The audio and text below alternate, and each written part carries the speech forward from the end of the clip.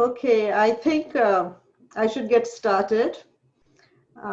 This is the first time for me and for many of us here. And it's quite exciting because there's a good number of people, and I wish I can thank most of you personally, but of course that'll take up all the time. But I do want to thank everybody for being here today, especially, I mean, all of you, of course, but especially those who have signed in just now from India, where it is 4:30 a.m. So talk about true friendships. I'll have to remember that. And this is a very special occasion for the Center for Islamic and Arabic Studies. As you can see from our virtual screen, we are celebrating our 20th anniversary. And this is the first event that is going to mark the events we are going to have for the rest of the year, and we will keep you updated on that. Thank you very much for being here. I want to especially thank two people who, over the last 2 decades, have been instrumental to the maintenance and growth of this center. There are our very good friends and donors, Salim and Francois Shah. They have been with us for 20 years, supporting us financially, emotionally, in terms of their attendance at all our events, and been there in time of need through their unwavering and consistent support. So a special thank you to the Shahs. I also want to point out a few people who have hung in there for the 20 years. The founding members, Professor Farid Abdul Noor, and who is still a professor and chair of political science just now, and three professors who've retired since, Professor Radha Osman, Professor Ross Dunn, and Professor Marianne Lyman Hager. The reason I need to mention them because it has been tireless efforts that have kept the center going, and these were the founding members. And of course, none of this would have been possible without other directors of the center, Hisham Fuad and Ahmed Karu. Their leadership has been very important, as well as the support of various deans in the College of Arts and Letters and professors in the College of Arts and Letters whose courses have contributed to the major and minor in the Islamic and Arabic studies.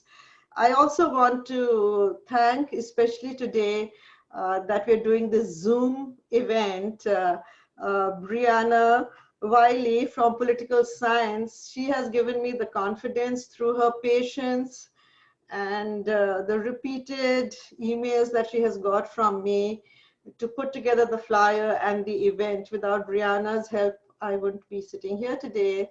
And also I wanted to give a shout out to Leslie Riley from the Dean's office for helping put together the logo that you see behind me and designing making changes on the web page along with Ginger Shoulder.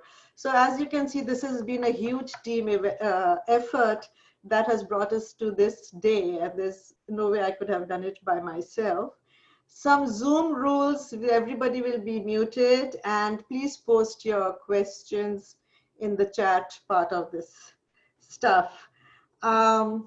Of course, it is a privilege and honor to introduce our speaker today, Dr. Nazia Kazi. She again has been extremely patient and generous with her time.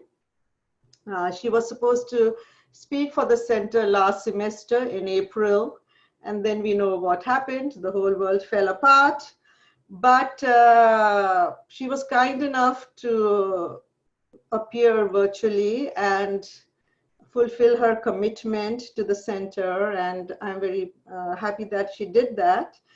And she has hung in again with me and other people that have been trying to find a date and time that is appropriate to everybody. Nazia Kazi is a professor at Stockton University in New Jersey. She's an anthropologist and an educator. She teaches courses on race, ethnicity, immigration, and Islam in the US. She's the author of Islamophobia, Race, and Global Politics, a book that after I finished reading, I thought should be on every syllabus. She's currently editing a book on anti-Muslim racism. Nazia the floor is all yours, or as they would say today, the screen is all yours. Thank you very much for being here today. Thank you so much. The biggest thank you to Huma Ghosh, to Farid Abdul Noor, to everyone at the Center for Islamic and Arabic Studies and the Department of Women's Studies for the chance to do this event. I wish I was in San Diego. I'm in cloudy Philadelphia right now. So today's talk is a teach-in in the spirit of the nationwide scholar strike. There are teach-ins, walkouts, sick-outs, all happening in the name of racial justice on campuses across the country. And I hope many of you found a useful way to participate. Mm-hmm. So my guess is that there are a lot of people here who weren't alive on 9/11. But even if you weren't yet born, or if you're too young to remember it, you do. You remember it. You know what it looked like. Perhaps your parents or siblings have remembered for you where they were when the attacks happened. And you've certainly seen the gruesome images of death and destruction. See, these are unforgettable images. They've been emblazoned in our national memory and our collective recollection of an event that we have been told to never forget. In the US, there's a whole industry of remembering 9/11. Even this spring, in the midst of the coronavirus pandemic, you could buy a face mask from the 9/11 Museum gift shop that has "Never Forget" embroidered on it. This was at a time when the coronavirus was killing as many people as died on 9/11 every day. After 9/11, pieces of steel beam from the Twin Towers were packaged and shipped around the world. And today, there are schools, museums, and military bases that have physical pieces of the Twin Towers as memorials for 9/11. It's worthwhile to take "Never Forget." All the memorabilia, all the "where were you when the second tower was hit," all the coloring books for children called Dog Heroes of 9/11. To take all of those things and compare them to what we forget about 9/11. So on the one hand, we remember it, and we remember it vividly. We can all close our eyes and probably see a very similar image, similar footage. And yet, as I will show, our understanding of what happened is anything but vivid. Our understanding of what the attacks meant, who carried them out, and the political decisions and global dynamics of power that led to it, these things aren't quite as vivid as the imagery of what we are told to never forget. So last fall, I realized this would be the first college-aged freshman cohort born after 9/11. And I wondered about these students. I wondered what kind of knowledge they had about 9/11, about the war on terror, about anti-Muslim racism. So I began to investigate. I began to investigate our national memory of 9/11. Now, only about a third of K through 12 teachers nationwide include any formal lesson at all about 9/11. Textbooks today have more information about Pearl Harbor than about the 9/11 attacks. And when classes do have 9/11 lessons, they're all about American victimhood. First responders, their respiratory illnesses, portraits of families who lost a loved one. Sometimes these 9/11 lessons are connected to the study of American exceptionalism. So you study 9/11 the same day you study what makes this country great. Sometimes classroom lessons include decorating red, white, and blue cupcakes, or studying what makes the Constitution such a fabulous document, or craft projects making huge American flags. That is the bulk of classroom lessons about 9/11. So it's no surprise that the narratives that whole generations are being taught are, well, incomplete, to put it mildly. My study of college freshmen found that many thought Saddam Hussein was the perpetrator of the 9/11 attacks. Others thought ISIS, Pakistan, or Palestine were behind the attacks. Many students couldn't list a reason why the US invaded Afghanistan in 2001. Most couldn't name a reason the US invaded Iraq in 2003. They couldn't tell me what the Patriot Act was. They couldn't tell me what happened at Abu Ghraib. So never forget? Really? It seems the way we remember 9/11, the way we remember the war on terror, has meant actually forgetting. Now, what would it mean to never forget, like actually mean? What would it mean to remember the painful history that led to 9/11 and the war on terror that followed? So, this war on terror has been waged in many, many places. For example, it has been waged against the people of Somalia. Now, let's think about this history. Somalia has long been an area of strategic interest for the US. During the Cold War years, the US and the Soviet Union competed for dominance of what we now call the Third World. And to gain this dominance, the US backed plenty of figures, including many dictators along the way. For instance, Siad Barre in Somalia. Now, Barre was known to carry out horrific torture. He would imprison people who protested his rule. And all of this he did with eager support from the United States. Well, then the Cold War ended, and the US remained interested in Somalia, now for its oil reserves. In the early 90s, when the US military went into Somalia, we, the American people, were told this was a humanitarian intervention. We were told the US was there to bring relief to the Somalis, relief from poverty, relief from violence, relief from corruption. Yet it was during this time that American soldiers were heard chanting, "The only good Somali is a dead Somali." And during a 1993 massacre in Mogadishu, Somali children were targets for US troops. Decades later, today, Somalia is still a playground for American empire. This might be why under the Obama presidency, there were discovered secret prisons, black sites in Mogadishu. Now, from the point of view of the Somali people, I suppose it doesn't matter much whether it's George W. Bush, George H.W. Bush, Barack Obama, or Donald Trump in office. Democrats and Republicans seem to be closely aligned when it comes to matters of warfare.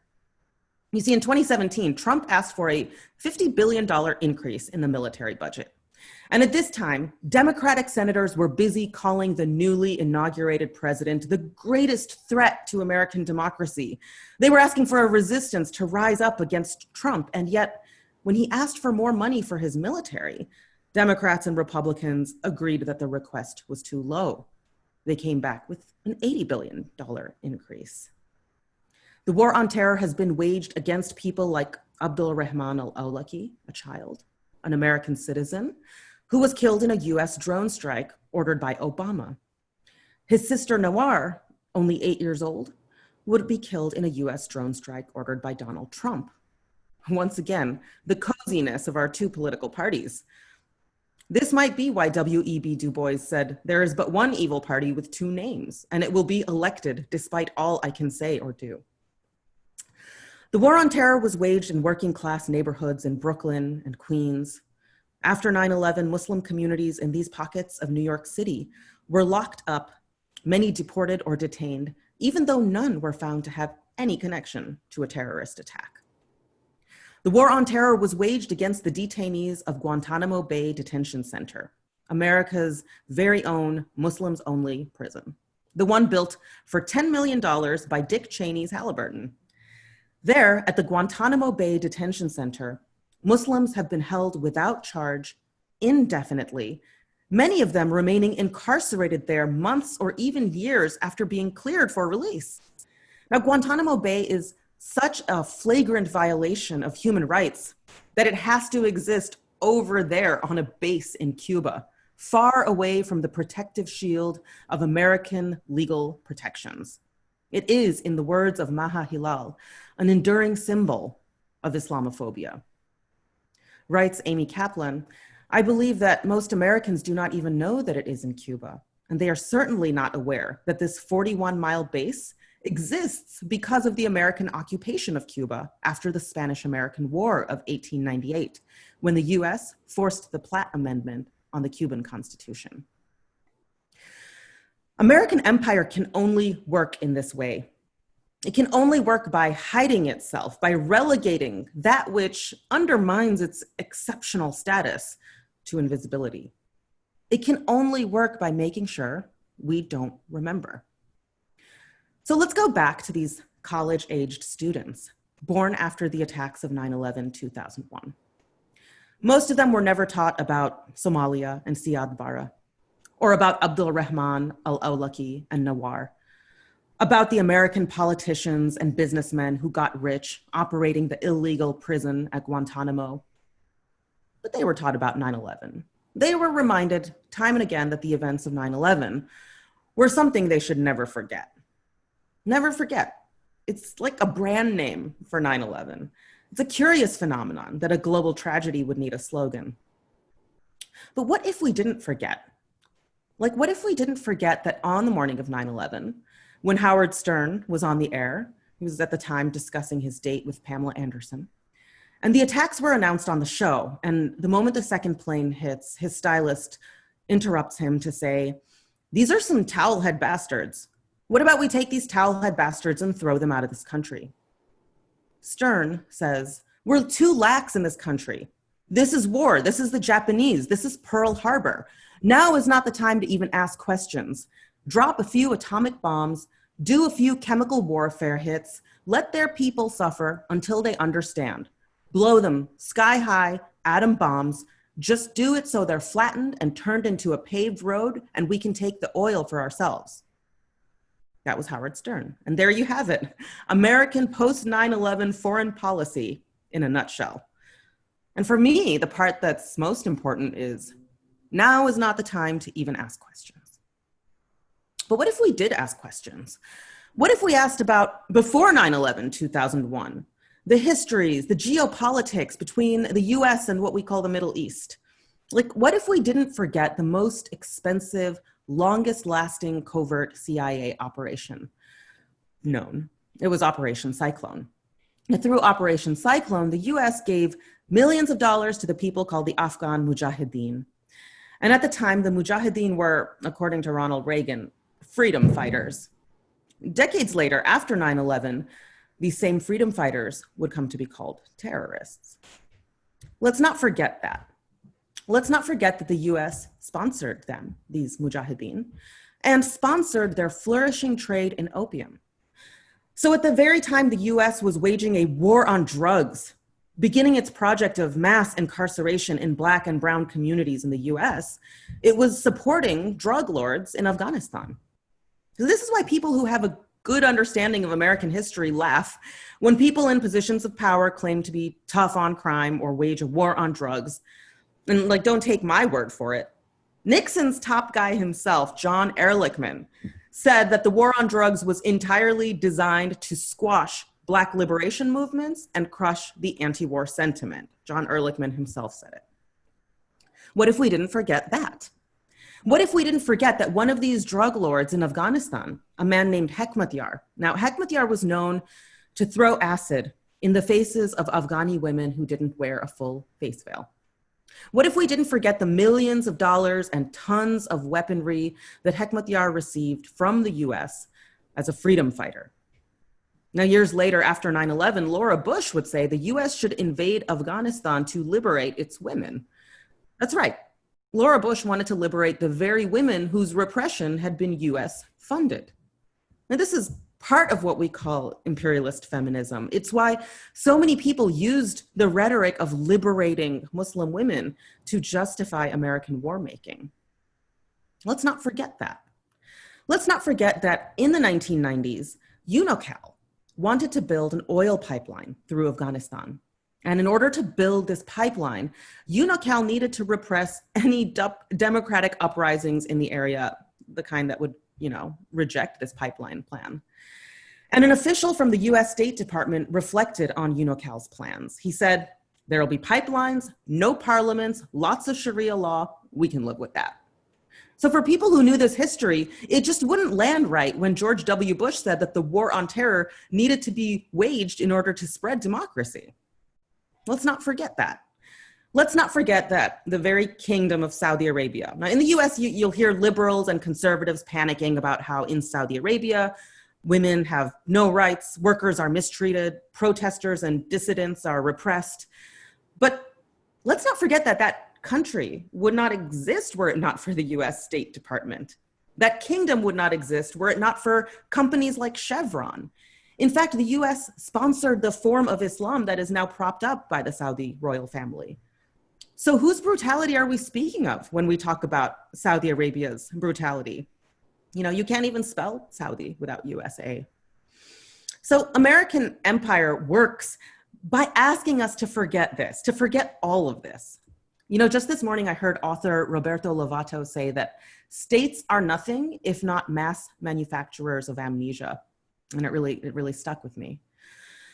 When we forget, we end up seeing our country as a global force for good or a hapless victim of evil. And we begin to think that maybe when Martin Luther King Jr. said that the US is the greatest purveyor of violence on earth, that his words perhaps don't apply to us anymore. Never Forget asks that we do forget, that we forget these histories, the histories that a better memory, a more nuanced, contextual memory would force us to remember. Marx wrote that ideology works like a camera obscura. And when you look through a camera obscura, the image you see through the pinhole is flipped perfectly upside down. Ideology works that way. It takes actual fact and it flips it upside down. It inverts it. The dominant beliefs in a society like ours are, in fact, the perfect inversion of what really is. So ideology, when we believe that the police are sworn to serve and protect, then perhaps we can easily label the death of Kenneth Chamberlain Sr. some kind of an anomaly. You see, Chamberlain was murdered by law enforcement after accidentally pushing the call button on his life alert system. When we believe that gentrification is urban renewal, we can easily ignore the devastating impact of real estate development on American cities. When we believe that merit and hard work are all you need to climb the economic ladder in America, we overlook the fact that the gap between rich and poor in the US has widened in the past several decades, and now at lightning speed during this pandemic. I found it really striking how many of my survey respondents thought that the US invaded Iraq in 2003 because Iraq had committed acts of terrorism against the US. To think that Iraq has been an aggressor against the US, I think that might be a perfect example of that inversion of reality, of that camera obscura. When George W. Bush announced the invasion of Iraq in 2003, the anti-war movement just came to life. I was a young person. It was my first time participating in demonstrations, at the time in the streets of Chicago. And I was stunned to see tens of thousands of people marching down Michigan Avenue, blocking traffic, shutting down roads, waving signs of protest, risking arrest. We all knew, I think especially people who knew American history, that this was just an unjustifiable act of violence. But again, here we are, and many of my students believe that Saddam Hussein was responsible for 9/11. And I mean, that's what they told us in 2003. Even though Saddam Hussein nor any Iraqis had anything to do with 9/11, it was somehow Muslim enough, Arab enough to be just nebulously guilty. I was a college student at the time, 2003. I just remember getting into it with someone in my dorm about the Iraq War. He saw the posters on my door and we had a conversation about it. And he said, come on, we were attacked on 9/11. Any country would go to war. For him, for so many Americans, it was necessary to declare war on them, and they were Muslim and Arab enough to deserve it. As Deepa Kumar explains, the fear of Islamic terrorism is manufactured to grease the wheels of empire. For those with an understanding of history, though, the whole justification for the 2003 war rested on some perverse logics. Like, some people were like, the US needs to get Saddam Hussein, this brutal dictator, out of office so we can bring democracy to Iraq. But these people didn't seem to care much about the support the US provides all the time for dictators aplenty. And they didn't seem to care about the US's support for Saddam Hussein himself, decades-long support, that the US had actually been the key reason he came to power to begin with. Some thought the US should go to war in 2003 to get at Saddam Hussein's weapons of mass destruction, weapons that didn't exist. In 2003, people looked at you funny if you reminded them that the US gave Saddam Hussein a chemical weapons arsenal in the 1980s during his war with Iran.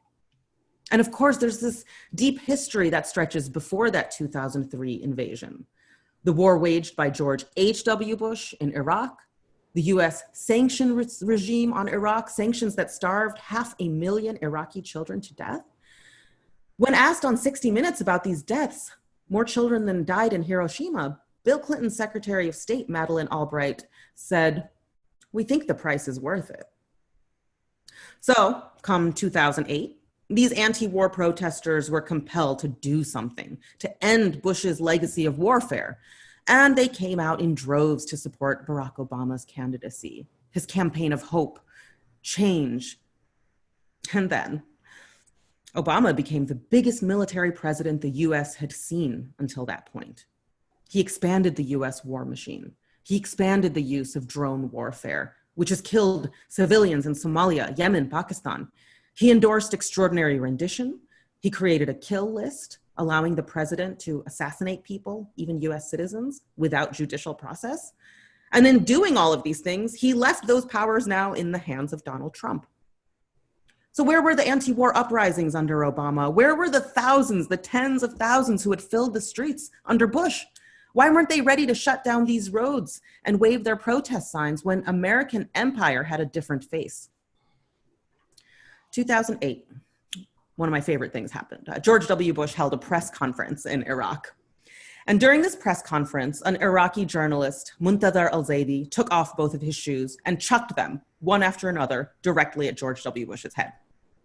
The incident became notorious. It was hilarious. Everybody cheered, laughed, replayed, and shared the hilarious footage. And al-Zaidi was hailed a hero around the world. Now, al-Zaidi had yelled as he threw his second shoe, "This is for the widows and orphans and all those killed in Iraq." But Bush would later say, "I didn't know what the guy's cause was." And of course, al-Zaidi was promptly arrested and imprisoned. But real talk, do we think al-Zaidi threw the shoes at Bush and Bush alone? I think he also threw them at Dick Cheney, Bush's vice president, whose company Halliburton made a lot of money off the Iraq war. I think he threw them at Senators Clinton, Schumer, Lieberman, all the Democrats who had voted for the Iraq war. I think he threw them at Colin Powell, who just spoke at the 2020 DNC, in spite of having lied to the UN to justify the Iraq invasion. I think he threw them at the New York Times, which misled the public into supporting the war. I think he threw them at the US war machine in all its forms. I think he threw them at me, at us too, at all of us whose tax dollars paid for this war. So, you know, we should all accept that the histories we are taught growing up are incomplete, to put it mildly. And I bet a bunch of you have read A People's History of the United States by Howard Zinn, or Lies My Teacher Told Me by James Loewen. And so you've already realized this. But it's a painful realization. It's painful to confront the American history that doesn't make it into our social studies textbooks. You know, people are often surprised when a talk on Islamophobia ends up being about foreign policy. People want to hear about women's hijabs being pulled off on public transportation or mosques being vandalized. And, you know, these things happen all too often. But once you begin to recognize the systemic bases of Islamophobia, militarism, the mythology of liberating oppressed women, the economy of fossil fuels, the enduring violence of the Cold War, well, then you begin to see that anti-Muslim sentiment is not Islamophobia. Anti-Muslim sentiment is a byproduct of Islamophobia. In 2017, across the country, airports were packed with protesters who were rallying against Donald Trump's Muslim ban. I was at the Philadelphia International Airport. And inside, near the baggage claim, there was a protest within the protest. People of color were having a sit-in, and the sit-in was totally different than what was happening outside of the airport. See, outside, a bunch of protesters stood obediently behind a police barricade. But inside, the protesters were chanting, "The Fraternal Order of Police endorsed Donald Trump." And inside, one speaker said, "White liberals are scared of Donald Trump because he's about to make them know what it's always felt like to be Black in America." And his words struck me that for the people who are most marginalized in America's racial order, the rise of Trump isn't shocking. It isn't un-American. It's just the America we've been marching toward all along. When George W. Bush waged the war on terror, he was laying the groundwork for a Trump presidency. And before Bush, when Bill Clinton won the presidency by executing a mentally ill Black man, he too was laying the groundwork for a Trump presidency. But the problem is, we all too often choose to see in our political system binaries instead of continuities, to think that it's this guy versus that guy instead of those guys versus all of us. Let's think about the Build a Wall initiative. Trump's promise to build a wall has appealed to a lot of voters who are afraid that immigrants take their jobs.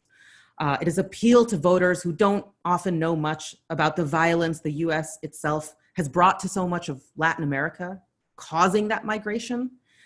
His promise to build a wall appealed to them, but it offended a lot of people. Civil rights advocates, immigrants, liberals have found the notion of building that wall to be offensive and primitive.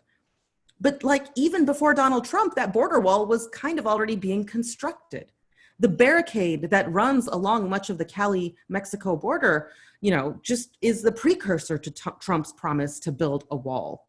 And it was under President Bill Clinton that construction of the physical barrier began. Hillary Clinton, as senator, voted in support of the Secure Fence Act of 2006.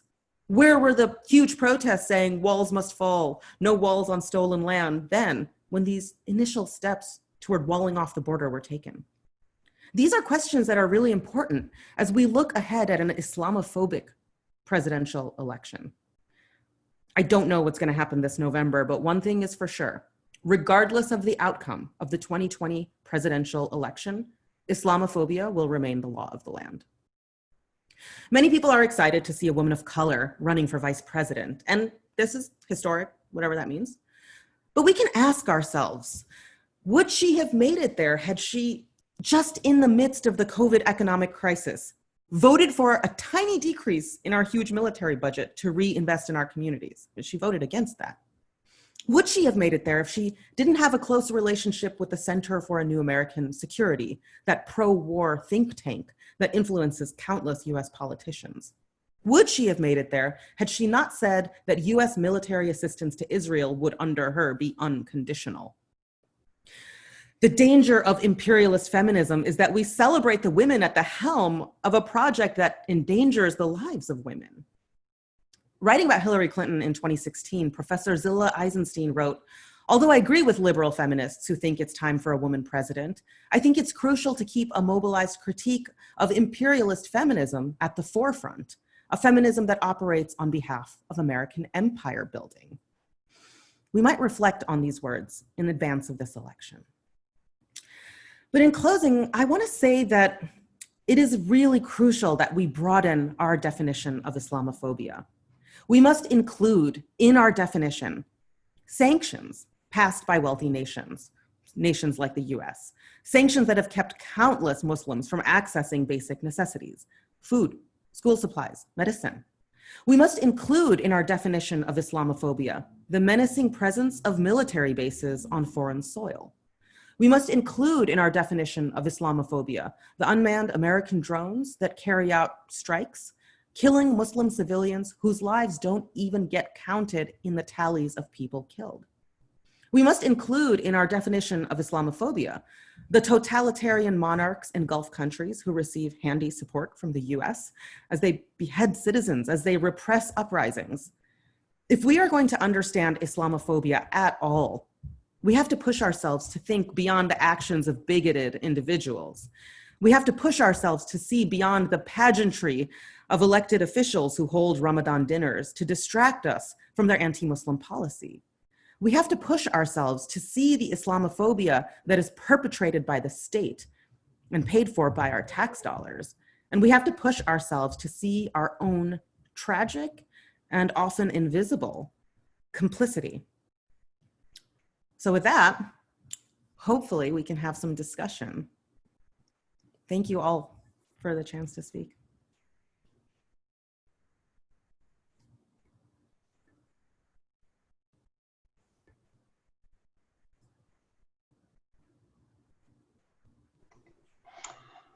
Thank you very much, Dazia, for that brilliant talk. And Also for reminding us of the history of Islamophobia. It is not something that's new, something that belongs only to the older generation. And we need these constant reminders, as you say, talk about the imaginary, about not forgetting, but not forgetting what and by whom and who creates the memories. I think that's really crucial and important. So I'm really grateful for the teach and talk. I think it was extremely appropriate for today and for what's going on in the country just now. And I'm also very thankful and grateful to you for pointing out that uh, electing women to high government offices is a first step, but not a final step in itself, and that as critical feminists, we have to be very aware of who we are ultimately putting in those spots, because are they the true representatives of feminism, or is it a continuation of white male politics and patriarchy that even women tend to subscribe to? As you know, I don't want to say all women are feminists, and neither do I want to say that there are no men who are not feminists. So I think having Kamala Harris where she is today does help us to refine critical feminism and also raise theories in a very, very big way, because I see how the Indians and South Asians are wanting to appropriate her, but very interestingly, in a very high caste Brahmanic way. And at the same time, she's being appropriated by Blacks. And so it'll be interesting how the whole game plays itself out in November. So again, once again, thank you very much for this riveting talk. And I would like to open it up to some questions now. Um, I think we're going to be able to figure this one out. There is one question that was posted in chat, which was that how has Islamophobia affected you and your family? Yeah. Well, I can tell you that airport travel is really interesting. And actually, that has been the case even before I began doing work, publicly on Islamophobia. So I don't know if there's something in my name or my appearance that triggers that kind of profiling. But it's actually interesting to think about what, what the racial politics of airports are very interesting. Mm-hmm. For instance, there was a program that was actually sort of top secret, but it was revealed to us, Operation Quiet Skies, which is a TSA program. And this is a program where plainclothed TSA agents hang out at airports, okay? And they're, what they're looking for is suspicious behavior, okay? So usually in American politics, when law enforcement or, anyone from the intelligence agencies are asked to look for suspicious behavior, that's usually a racist sort of dog whistle. So when you look at the actual memos from Operation Quiet Skies, you see that suspicious behavior includes somebody making direct eye contact with people, mm-hmm. or avoiding direct eye contact with people, getting up and moving around frequently, which I do all the time when I'm stuck at an airport gate at a delayed flight. Walking around and looking at different gates. And of course, they'll say this has nothing to do with racial identity, but then it contains all these racial dog whistles. So I think you'll talk to people who are Muslim, Arab, mistaken for Muslim, people who are Sikh, South Asian folks, and they'll tell you stories of racial profiling at airports, So that's just like one of many examples. I will say that every time I do a lecture like this, a public lecture at a university or a keynote or something beforehand and after, there is a barrage of sort of hate mail that will arrive in my inbox. People saying things like, if you hate this country so much, you should leave, go back to where you're from. I'm from India originally, but people will say, I bet in your country, women aren't allowed to speak. So getting back to that question of the assumptions of imperialist feminism, it's really telling, So there are these personalized, individualized forms of Islamophobia that surface in my life. But I certainly don't experience what folks who are, undocumented Muslims in the US experienced in the immediate aftermath of 9/11 under the NSEERS program, the National Security Entry Exit Registry System that remained intact through Obama's presidency. That was basically the prototype for Trump's Muslim ban. I don't experience the types of harassment and intimidation that people who wear a hijab wear. I certainly don't experience the types of harassment and intimidation that people who are not Muslim but are observant Sikhs experience. It's important to remember that the first Islamophobic murder that took place after 9/11 in the US was of a Sikh, not a Muslim. And a lot of people don't remember speaking of never forget, time and again, my students have not heard about the massacre that happened at a Sikh Gurudwara, perhaps because the perpetrator didn't know the difference between a mosque and a Gurudwara, right? And so Islamophobia has tentacles that reach well beyond who we would call Muslim. And that's really important to note. I mean, if we're thinking about, for instance, the creation of the Department of Homeland Security, ostensibly a response to 9/11 by the Bush administration, that means the creation of ICE, which is now, intimidating and devastating the lives of migrants largely from Latin America,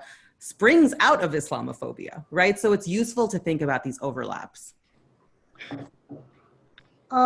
Yeah, there are many questions, and Great. you can, I'll just put some of them forward and you can pick and choose or answer all of them given our time. One of the questions is, do you have any solutions? But, that may be a big question. Another question is, as a mother of a 5 and 8-year-old, how do I educate my child on what the government is about? So that's another question. Another one is, why do you even want to call it imperial feminism? Because it's really not feminism. And if you call it imperial feminism, then don't we risk turning people off from feminism? I've had students use that term against feminism in general.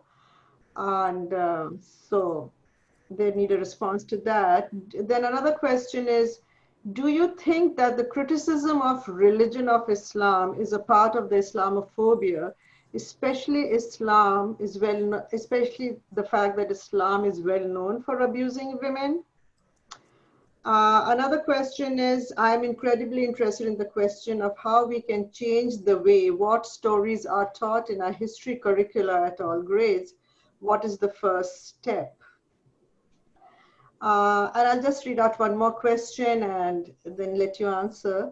Your last words of our own tragic and invisible complicity, this is coming from Farid Abdul Noor. Can you expand on that a little? Where do you see our complicity? Second question, in what ways do you think Islamophobia resembles other racisms, and in which ways is it different? Great questions. Okay. There are a couple that are connected there. The person with the 2 children, and then somebody else asked about changing the sort of master narrative. I'll sort of put those together. And this is a really great question. And I am in awe of people who have young children who are teaching against the narrative, because it is such a daunting task. I mean, I'm hearing stories of people who are at home this semester from school, and are saying the Pledge of Allegiance into a Zoom microphone, right, into the screen. And so the use of the classroom as a site of nationalist sort of indoctrination has been well documented. So like Nicole Wen has written some amazing stuff about how after 9/11, high schools and middle schools sort of became training grounds for people to learn about the war on terror, Northrop Grumman and Lockheed Martin sponsoring STEM programs at schools. It's terrifying, right? And how do you work against the behemoth that is the school as a site of indoctrination? I'm reminded of, I think it was in 2013, when a bunch of AP US history seniors in Boulder or Denver, Colorado started protesting the curriculum. They were like, this is a partial history. This is not appropriate history. We're not being taught about settler colonialism. We're not being taught about the just rebellions that happened in the 1880s and 1890s on the part of unionized workers, you know, armed with rifles and going on huge work stoppages that are just you don't learn these things. They wanted to learn about them. This is students asking to be taught the counter narratives. And the school board responded that the purpose of your education is to teach a love for your nation, right? And so what you're pointing at is like a huge, huge issue. And of course, I spend my time in the college classroom. So I can speak about what's been effective in that setting. And there, what's been really effective is sort of respecting our students enough to know that we don't have to like oversimplify the lessons we give them. And I'll tell you what I mean by that. A lot of times, for instance, when people are teaching about racism, let's take Islamophobia, for instance, they'll assume that they need to have a lesson about how, you know, Islam is a peaceful religion. This is what Muslims believe. Here's examples of, you know, patriotic American Muslims who, you know, are just like your next door neighbor, et cetera, et cetera. And what that leaves out is like the whole history of empire and capital and some of the things we just started talking about in this evening's talk. And part of my purpose in writing my book, Islamophobia, Race and Global Politics, was to write something that, you know, a high school junior or senior could pick up, read, and fully understand without the message having been dumbed down, right? So Deepa Kumar has this great book, Islamophobia and the Politics of Empire, in which she highlights how Islamophobia is not about like intolerance of Muslims, it's about imperialism. I think people actually can understand that message at any point. And so, for instance, you know, think about the popular conversation about immigration in the US. So you'll have the xenophobic sort of anti-immigrant sentiment, the build a wall sentiment that talks about, you know, immigrants are coming here taking our jobs, they come here illegally, we should criminalize them, that whole thing that you hear. And all too often the response to that is to say, no, we should exercise mercy and let them in, and America's a land of immigrants, and weren't your ancestors from Ireland, and etc. And okay, but you can actually have a better conversation when you talk about, for instance, what Juan Gonzalez calls the harvest of empire, right? In other words, when you talk about what was the US doing in the 70s and 80s in Central America? What was the Iran-Contra scandal? What were these things that led to migration, right? So I think that like when you can actually begin to have earnest and accessible conversations about systems of empire, systems of capital, and systems of militarism, it kind of turns people's brains on in a better way than just having sort of trite liberal conversations about like diversity and inclusion and tolerance. And I think when we can move away from those conversations, at least in a classroom setting, that's when I see the most success with my students. I suppose that sort of ties into the question about like the $1 million question about solutions, which is a $1 million question, right? Because what do we do? I think, and that's a common, whenever you get a new nugget of information about just how painfully unjust the world order is, you throw up your hands and you say, well, what can we even do about this, right? And I don't have a full answer to that question, but a partial answer, especially since we are here on the eve of election madness, right? Didn't Howard Zinn have that piece, Election Madness, which you can go read, which is a really terrific piece for our moment. Folks should also read what W.E.B. Du Bois wrote about voting. I referenced that quote in my talk. I think it is really important to understand what has moved this country, what has effectively pushed things to become better, and to realize that quite often it's not like the formal political process, but collective action. So the 2 minutes it takes to go vote for Joe Biden or Donald Trump is one thing, but what about the hours and hours of work you would have to do to unionize your workplace? What would it take for us to organize a debt strike in the face of this imminently collapsing student loan bubble that's gonna cause chaos? What would it take to divest from fossil fuels? What would it take to push against the criminalization of the BDS movement, especially on college campuses across the country? And when we begin to have those questions, things start to seem a little bit more hopeful than thinking about how are we going to push, Joe Biden to take back the thing he said last week that he would never ban fracking, right? He said that very loud and clear in Pennsylvania. Never ban fracking. I mean, okay, so when we start to think about those histories and we start to see like we are literally in the middle of an uprising in this country, right? And people, and certainly it is an uprising against police brutality or police violence, and we can call it that. But I think when we actually define the issue as the system that has defined American capitalism, it's a racial capitalism, then we begin to be able to have a conversation that's like, oh, okay, so the police came out of two realities in the US. One was the need to catch enslaved people and return them to their owners. And two was the need to repress immigrant uprisings in the North, where immigrant descended workers were, forming movements to reject the repression they faced in the workplace. And then we can draw a straight line from the police violence we see today to its very origins. And so the moment we find ourselves in is really empowering. I mean, there are, like we're at a university setting right now, there are moves across the country to decarcerate schools and campuses, to do away with, SROs, which is like a PC term for school cops. There's a movement like that at my campus. I mean, people were horrified on my campus to find out that in the midst of a coronavirus pandemic, the school is trying to hire new police officers, right? And so when we begin to have those conversations and connect them in earnest to why it is that capitalism requires, war making, why it is that capitalism requires violent policing, then I think we can start to imagine solutions that look way more hopeful than what we're going to do on November 3rd, right? So that's a tiny sliver of an answer to that question. Complicity, I think that was Fareed's question. And this is just the thing that keeps me up at night, right? I mean, here I am in the US, and here I am on, land, Lenni Lenape land, stolen from indigenous people. And here I am driving a gas guzzling fossil fuel powered car to and from work.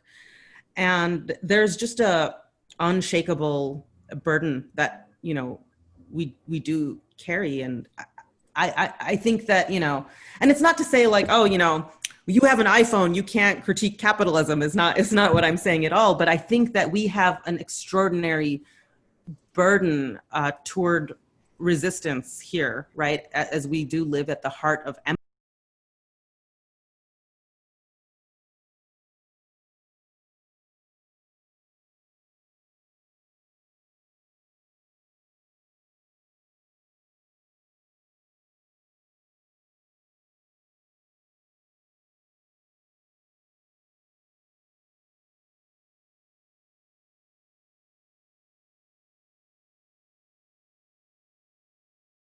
faces a remarkable budgetary crisis where the schools are just being viciously attacked. And meanwhile, the city is building these cookie cutter but kind of pretty condos everywhere that have 10-year tax abatements. So people who buy a new house don't pay property taxes while the public school system is crumbling. And here I live in Philadelphia, and it feels really heavy. And so when I say complicity, I mean the burden that we have, those of us who are living at the heart of empire and perhaps are able to sidestep its most egregious forms of violence, right? To think about that. So there was a question about why use the term feminism at all? And that's a really good question. Point well taken, right? I mean, we can put it in heavy air quotes and treat that, and we can reject that from the canon of feminism, that imperialist feminism, that, the feminism that motivated the suffragettes who pushed for women's right to vote in the US, not because they wanted necessarily women to have the right to vote, but they were nervous that Black men were going to be voting before them. I mean, do we even get to call that feminism? Is a really important point, and it's a good one. I'm glad whoever asked that raised. So thank you. There was a question about criticism of Islam and the religion of Islam and how it treats women. Huma, would you mind rephrasing that for me or asking me that again? Sure. And by the way, I will be adding some more questions to it so that in case it can be related to more questions that are coming in. It says, do you think that the criticism of, in quotes, the religion of Islam is a part of the Islamophobia, especially Islam is well known for abusing women? It's a bit confusing, but maybe, Sure. the person will send another question. But I just want to read out some more questions, if you don't mind. This is from Hisham. Why do you think there weren't as many protests against the policies taken by the Obama administration, such as kill lists and continued use of black site prisons? To what extent is this an example of people being blinded by their own hopes and projections on a leader? Example, Obama being an agent of change and a new direction from George W. Bush. Another question is, you mentioned how the difference between Republican and Democrats are very little when it comes to the American war machine. Is there a way in our current system of politics to fix this war machine? Then from Amira, there is, thank you for the talk. You use both the term Islamophobia and anti-Muslim racism. Can you say a bit about these two terms and their relation to one another? Great.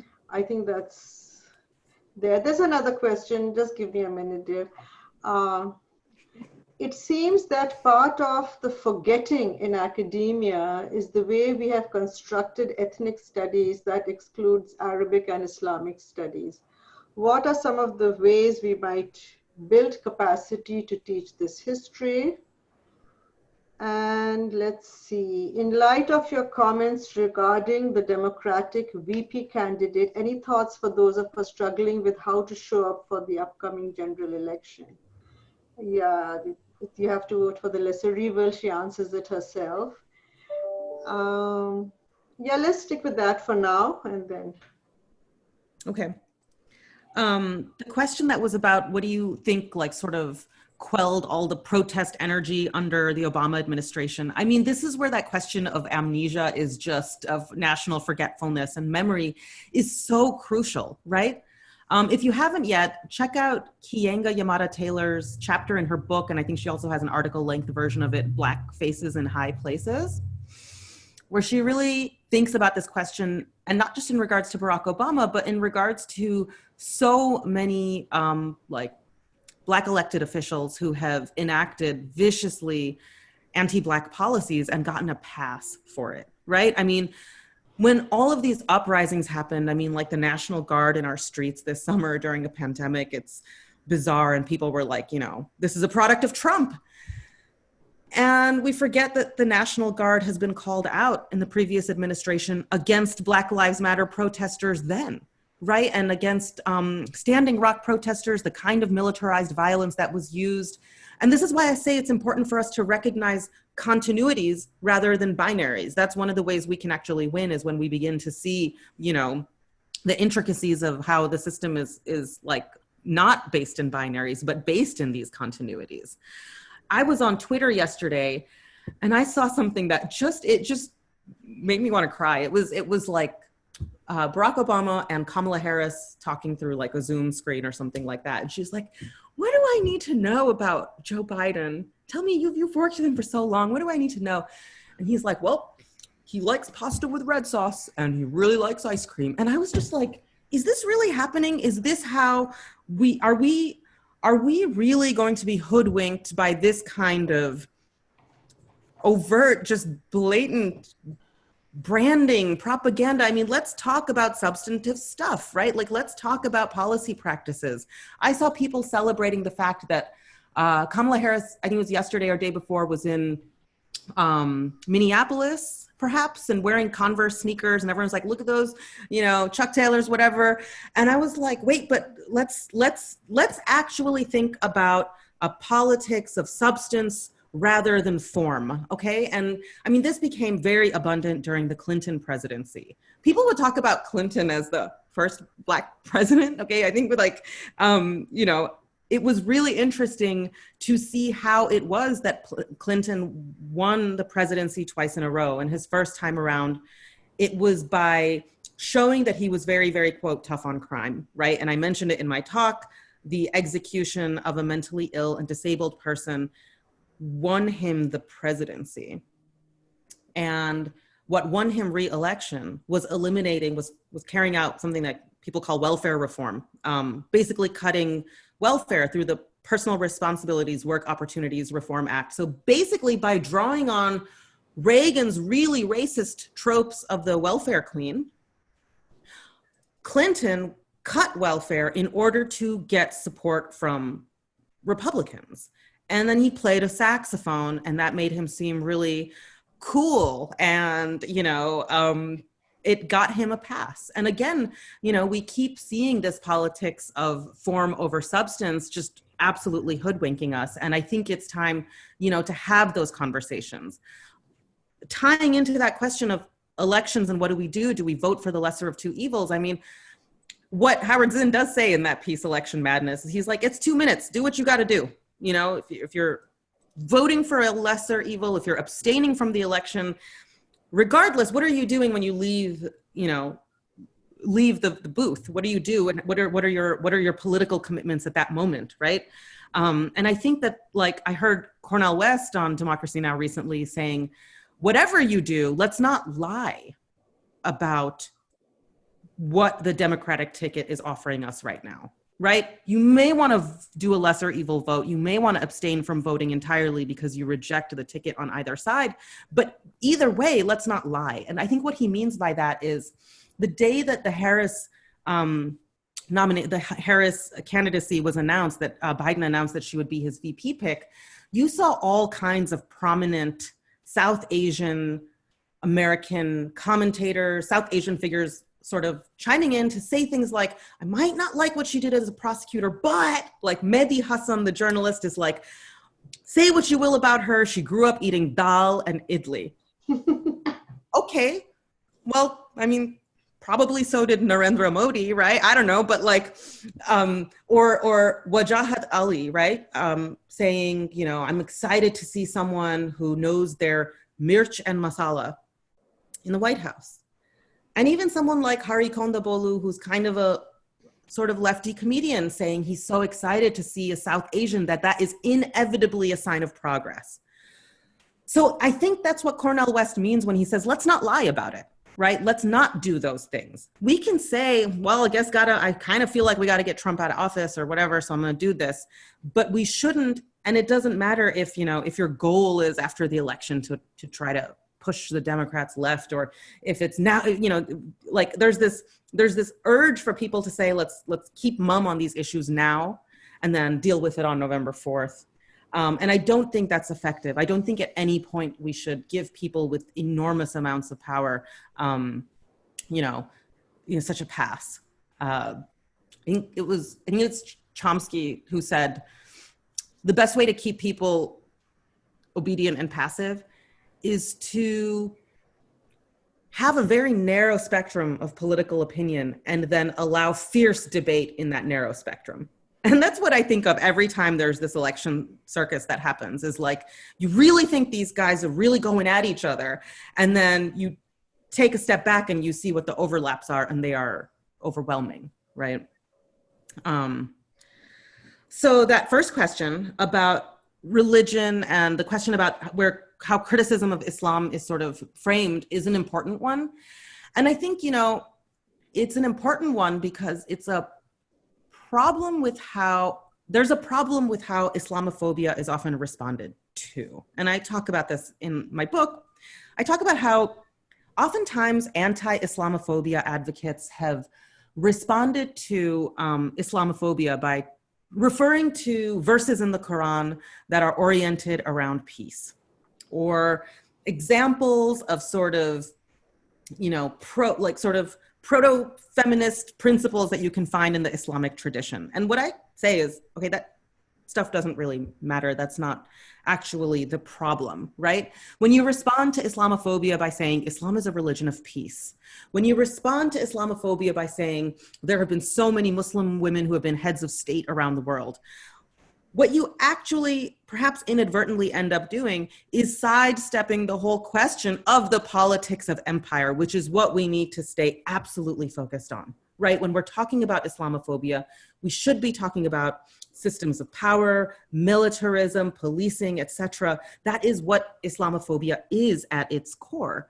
which I suppose also ties into that question about, you know, me using the term Islamophobia and anti-Muslim racism sort of interchangeably. And the reason I do that is because I think it's too bad we got stuck with the term Islamophobia because it's the wrong term.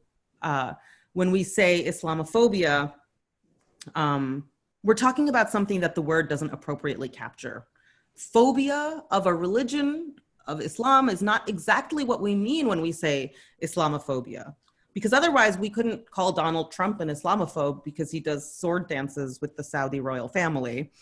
And I don't think an actual Islamophobe would do that, right?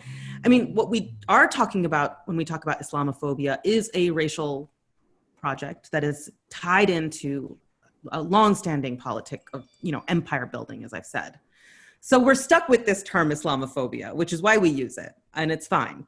But I think it is important to remind ourselves that what we're talking about is not necessarily religious bigotry, but a form of racism that is evolving, shape-shifting, and intensifying, right, in the US and around the world. I think I sort of hit those questions in some form or another. Was there any that I missed? You did a good job. It is 5:11 and you have been speaking for over an hour now. Would you like to answer some more questions? It's up to you. I can certainly take another couple for sure. Yeah. Okay, that's wonderful. That's wonderful because, you know, they're rolling in and I will try and ask them to you now. Okay, here we go. I have some good assistants. They keep writing answered in the process. So, you know, that's really helping me out. There is a question, again, there are more questions about solutions, but I think you already answered it. There's a question which says, we can see aspects of this Islamophobia which support this perspective of American greatness in many cult classic films, particularly from the 80s and 90s. How should we feel about this, in your opinion? That's one question. Then there are, of course, many people thanking you for a very insightful talk. And the question is, how do you see the link between racialized capitalism and imperialism manifest itself in Islamophobia? Maybe more clearly, how do you see Islamophobia informing ideas about human life as capital in imperial transnational contexts? Then let me go through the comments and just find the question. Yeah, here it is. In your view, is this something that could have purposely been constructed over time, or was it inevitable that younger generations would only see 9/11 for its face value? She's commenting on the narrative of victimhood of 9/11. There's some more questions. Let's see, that are different.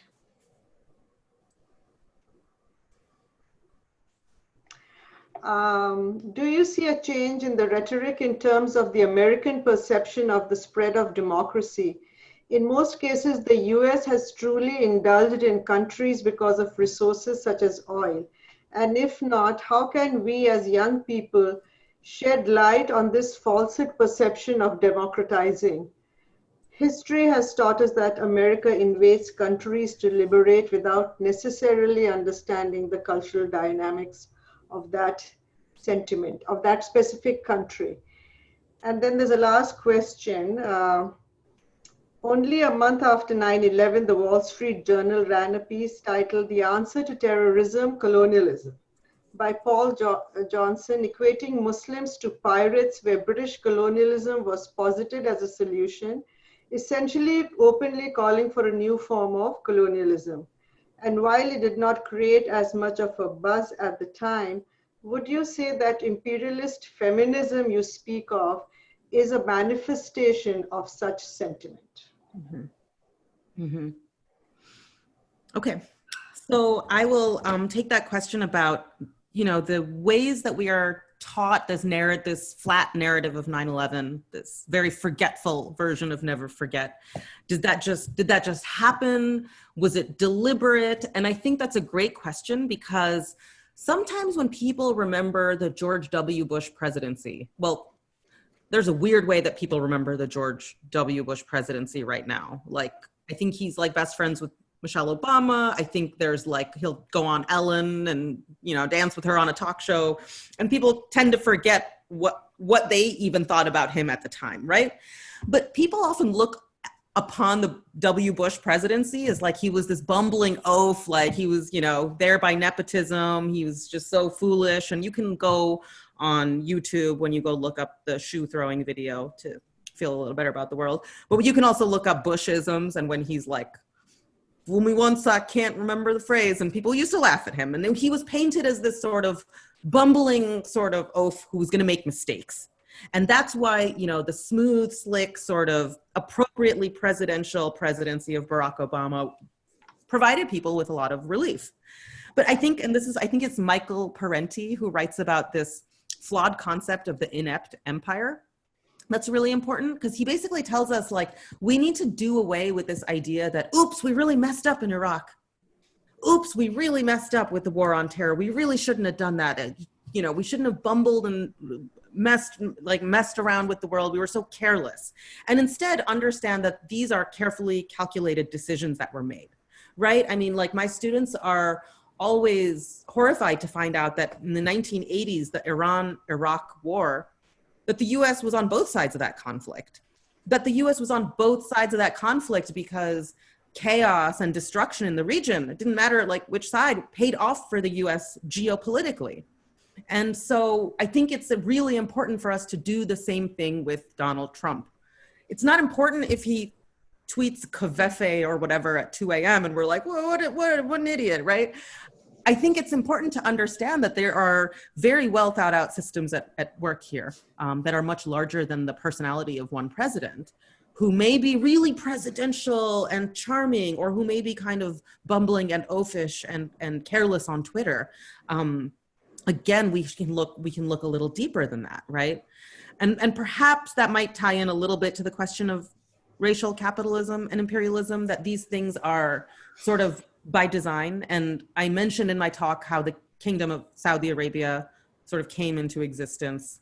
If you read the chapter by Timothy Mitchell, Mick Jihad, he does a great job of highlighting a really wild history, right? About how, we're taught that there's like capitalism in the modern world and then the radical Islamist world, and these are like opposite ends, but actually how they're intricately involved, and that actually the system of capitalism, especially the fossil fuel industry coming out of the US after World War II, really needed the existence of what people might call fundamentalist and oppressive religious systems in an oil-rich place like Saudi Arabia, right?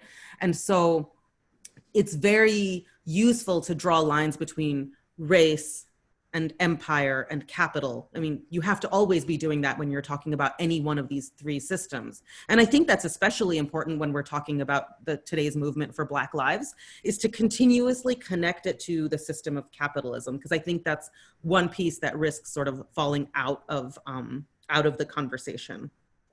I mean, that ties into the question about our wars being resource wars, right? And I think it's Galeano that said all wars are, wars over resources. They're all wars are trade wars. All wars are trade wars, right? And it was kind of hilarious when the initial name for the 2003 invasion was going to be Operation Iraqi Liberation, until they realized that that spelled out oil, and that would be a little too on the nose. And that's the case with US warfare, right? That we can, especially for those of us who have the opportunity to teach and then work with students, to bring that awareness to people, that the ways in which American wars remain trade wars, and the ways they couch themselves in, you know, lofty ideals, which has been the hallmark of colonialism always.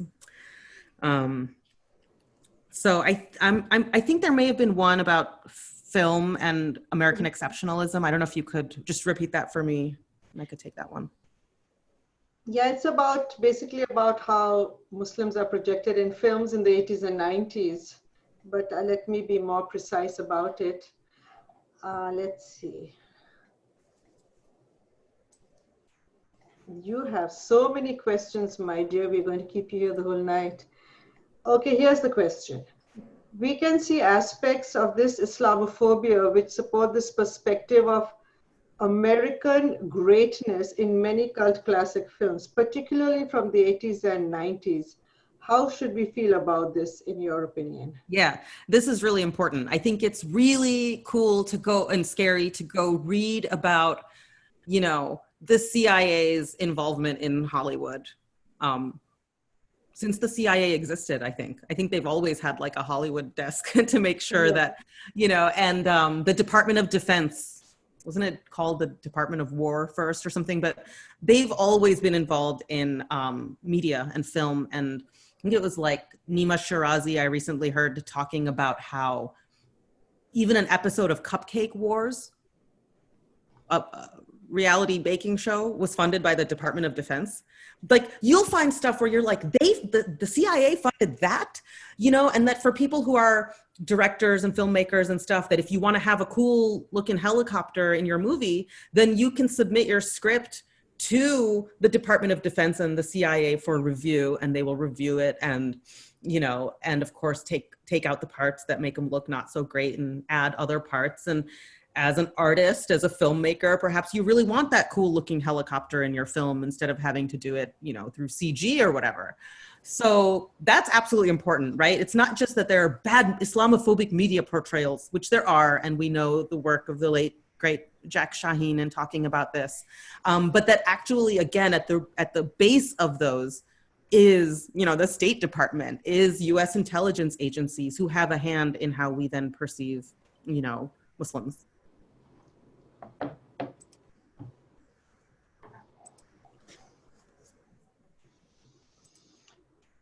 Well, Nazia, how are you feeling? It's very late at your end. It's dark here. Dark there. Well, I want to thank you sincerely.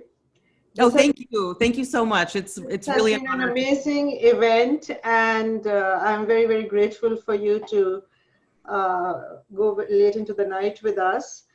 And I hope someday we can bring you to San Diego. Let's do that. Yeah. Face to face. We owe you that. We were looking forward to it last semester. And I wish you all the best in your new book, the edited volume on anti-Islam.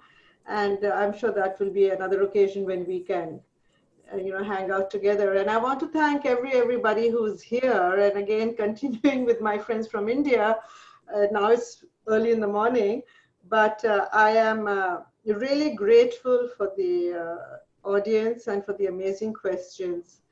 And I wish all of you a good evening. And Nazia, all the best, and congratulations on your tenure and becoming an associate professor. Thank you so much. Thank you. Thank you, everybody.